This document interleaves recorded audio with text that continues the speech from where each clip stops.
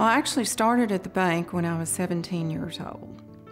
And I was going to school and working as a commercial note teller, which we don't have today, but that's what I started out doing. I'll celebrate 40 years at the bank this year. I have a love for mentoring and teaching and just developing those relationships. I think those relationships just build a stronger team and a stronger bond. She's been the most influential and patient mentor and role model. I would not be where I am today without Carolyn. There are people who have the conversations and do teach and do mentor. I think Carolyn takes it a step above because there is a real genuine sense of caring. She is a respected and trusted confidant. Her friendship I will cherish forever. She's been a peer mentor to a lot of us through the years. And when you can be a peer mentor to someone, that's a whole different level. Growing up on the family farm in Clarksville, Tennessee, Carolyn Pierce learned the value of hard work and the importance of contributing to her community from her parents. You want to do community service. I mean, that's the feel good. You know, you just want to be out there. I mean, obviously in my role, I'm supposed to be the face of the community, but I don't take it that way. I want to be out in the community and doing service and giving back. Carolyn has been a leader in our Economic Development Council as a whole, and while she was on the board of directors here with us, we grew about $10 million of our community growth, and Clarksville's growing leaps and bounds, and she's right there along with them, striding through all that. I've served on a few boards with her, with the EDC board, and she's a go-getter. When they opened the new branch out in St. Bethlehem, and she was kind of giving everybody a tour of the branch, and she was talking about the people that were working in the branch. She'd tell you a little bit about them personally, and so that told me that she has a lot more of a relationship as opposed to just being a boss. They're part of my extended family. In the ups and downs of life, we all have moments in our life that are a little bit rougher than others. Two men bluffed their way into the home of a bank manager last Thursday. They took her parents and son hostage. They took her and her husband hostage when they came home from work. It happens in Clarksville, 3 hours from Chattanooga, and just a bit north of Nashville.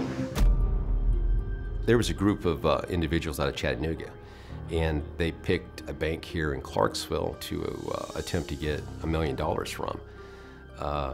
It took months as far as their planning of this thing. They came at least twice to case the bank, find out where the bank manager lived, which happened to be Carolyn Pierce. Mom and Dad were babysitting for us. Don was supposed to get home about 6:30 that night. He was actually going to try to get off early.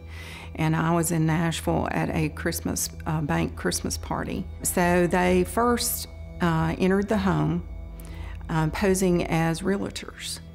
Don got home probably around 6:30 that night, and he walked in, and they actually knocked him down on the floor from behind and taped him up and blindfolded him so he couldn't see anything.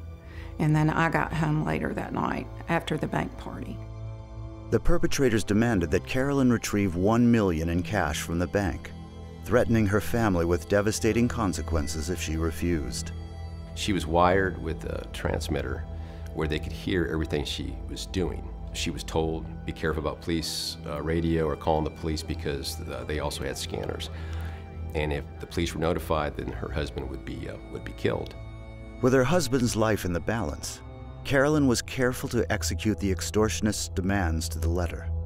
Months later, they were caught. The ringleader took his own life while awaiting trial, and the others were convicted on DNA evidence left at the scene of the crime. Carolyn Pierce is a special person. She is an extremely strong woman. She did exactly what she needed to do through the whole court process. She was not wavered by these people. She wasn't scared of these people. She did what she believed was right at the time, which was to protect her family, to do exactly what they said, and to survive this thing. I think when you have a traumatic event like that in your life, you realize that things can be taken away from you in a split second. I do value relationships, and I recently taught a Leading at All Levels class, and they actually asked me for a little bit of work-life balance advice. And my advice to them was really 2 words: schedule it. So that's the reason why I have scheduled time with my husband. I have scheduled time with family, with even customers.